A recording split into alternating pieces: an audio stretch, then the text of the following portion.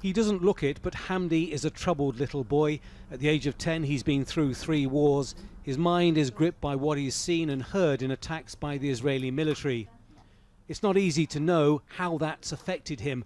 Children can find it difficult to express their innermost feelings. Through playing and drawing, we can break down the barriers and evaluate the main problems they are suffering and find the right treatment to help. More than 30% of women and children in Gaza are said to suffer from the psychological effects of the ongoing conflict. Youngsters are prone to bedwetting, nightmares, poor academic performance and outbursts of anger, but they all dream of a better life. This 10-year-old wants to be a dentist one day, but fear is never far away.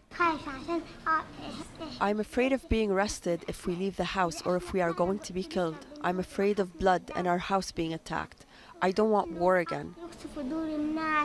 But there are no guarantees. After 9 years of siege, high unemployment and deep social issues, hope here is turning to depression. People are overstretched, people are in the verge of collapse, if I may say. There have been studies that showed that 94 or 95% of the population are demonstrating signs of what we call mental health fatigue or exhaustion. It's not just the trauma of war which is affecting the young of Gaza, it's also the lack of opportunity, no jobs and no hope.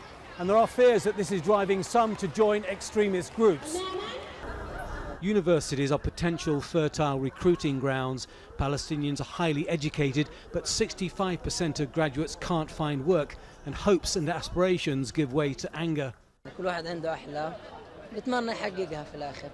The siege in Gaza is not allowing us to achieve our dreams. For sure, anyone going abroad can, but here in Gaza, you're not allowed to dream. Sport is one way of replacing the bad with the good. For these kids, martial arts is the key. Kids suffer from trauma because of the war, but we find karate takes this negative energy and helps the kids cope with the war and forget a little.